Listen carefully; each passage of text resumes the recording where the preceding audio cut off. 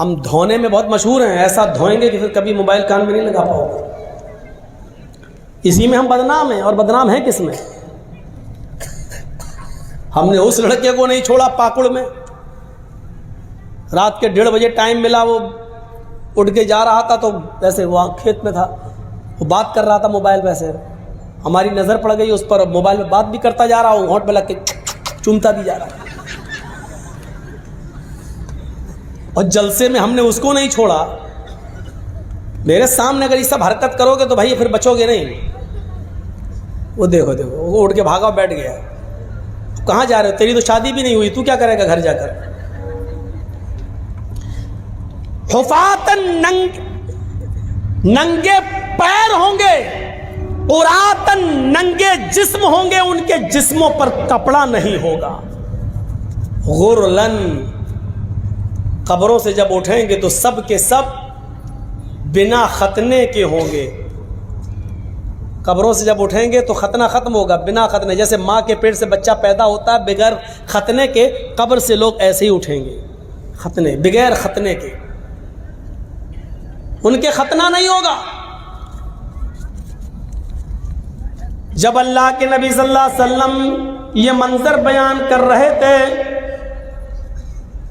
تو حضرت عائشہ صدیقہ کہنے لگی، اے اللہ کے نبی صلی اللہ علیہ وسلم، قبروں سے تو مرد بھی اٹھیں گے، عورتیں بھی اٹھیں گی، اس لیے کہ قبروں میں، قبرستان میں مرد بھی دفن ہوتے ہیں اور عورتیں بھی. مردوں کا الگ قبرستان اور عورتوں کا الگ قبرستان تو نہیں ہوتا ہے. قبریں الگ الگ ضرور ہوتی ہیں لیکن قبرستان تو ایک ہی ہوتا ہے. جب لوگ قبروں سے اٹھیں گے، مرد بھی ہوں گے اور عورتیں بھی ہوں گی. کیا یہ سب ایک ساتھ اٹھیں گے؟ النساء الرجال والنساء جميعا. اے اللہ کے نبی، کیا مرد اور عورتیں ایک ساتھ قبر سے اٹھیں گی؟ اللہ کے نبی فرماتے ہیں، ہاں اے عائشہ، الرجال والنساء جميعا، مرد بھی اور عورتیں بھی دونوں ایک ساتھ اٹھیں گی، دونوں ایک ساتھ آئیں گی، دونوں کو ایک ساتھ لایا اٹھایا جائے گا. حضرت عائشہ فرماتی ہیں، ينظر بعضهم الى بعض. اے اللہ کے نبی، کیا مرد عورتوں کو بھی دیکھیں گے اور عورتیں مردوں کو دیکھیں گی؟ کیا جب قبروں سے لوگ اٹھیں گے، مرد بھی اور عورتیں بھی، کیا وہ دونوں ایک دوسرے کو دیکھیں گے؟ ينظر بعضهم الى بعض، کیا مرد عورتوں کو اور عورتیں مردوں کو دیکھیں گی؟ اللہ کے نبی فرماتے ہیں، ہاں اے عائشہ، ينظر بعضهم الى بعض، ہاں مرد عورتوں کو اور عورتیں مردوں کو دیکھ رہی ہوں گی. حضرت عائشہ فرماتی ہیں، اے اللہ کے نبی، تب تو عورتیں مارے شرم کے مر جائیں گی. تب تو عورتیں، بہت سلو اسپیڈ میں بول رہا ہوں تاکہ آپ کو میں آپ کے دماغ تک گھسا سکوں اپنی بات کو.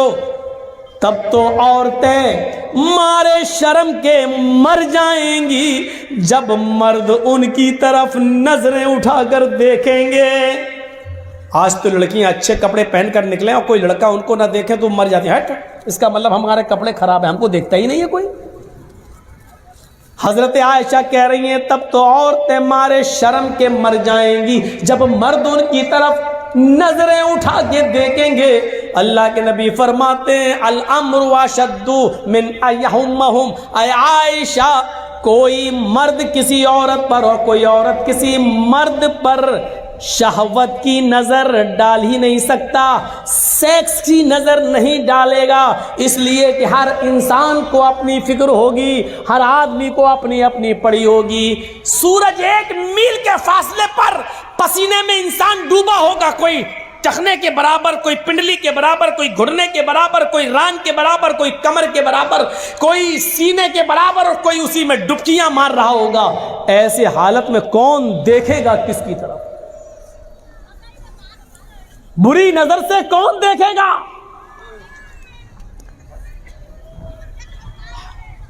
وہ دیکھو مچھلی بک رہی ہے عورتوں کے پنڈال سے.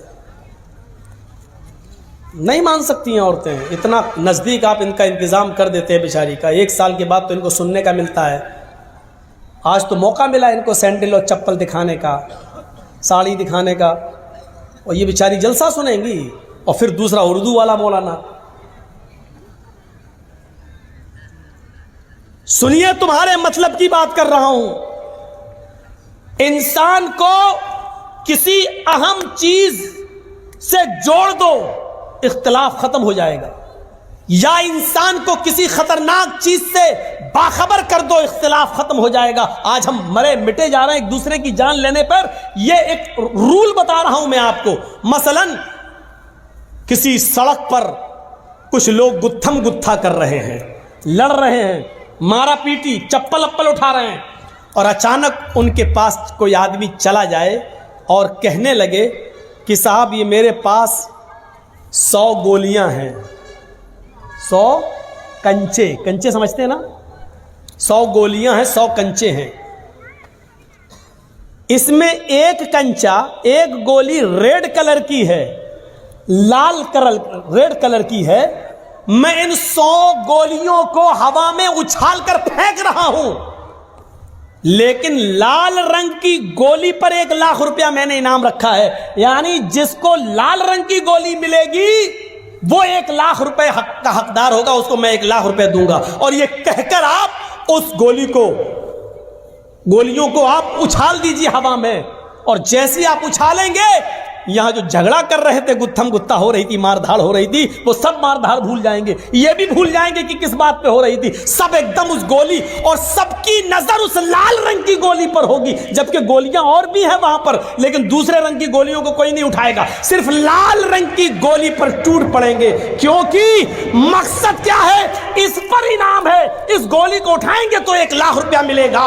دنیا میں بہت سے جنجالوں میں ہم پھنسے ہوئے ہیں، ہماری نظر اگر جنت پر لگ جائے کہ ہمیں یہ کام کریں گے تو جنت ملے گی، اگر اس کو جنت سے جوڑ دیا جائے، جنت کی نعمتوں سے، تو انسان دنیا میں ساری باتیں بھول کر، سارے جھگڑے ختم کر کے اس جنت کو پانے کی فکر کرنے لگے گا۔ جیسے ایک گولی کو پانے کے لیے وہ ساری گولیاں چھوڑ دے گا، اسی طریقے سے جنت کو پانے کے لیے انسان دنیا کی ساری محبت کو قربان کر دے گا، لیکن جنت کو پائے گا۔ میرے بھائیوں، لیکن اس جنت کا نقشہ اچھی طریقے سے بتانے والا کوئی ہو، سمجھانے والا کوئی ہو، مائنڈ میں اتارنے والا کوئی ہو۔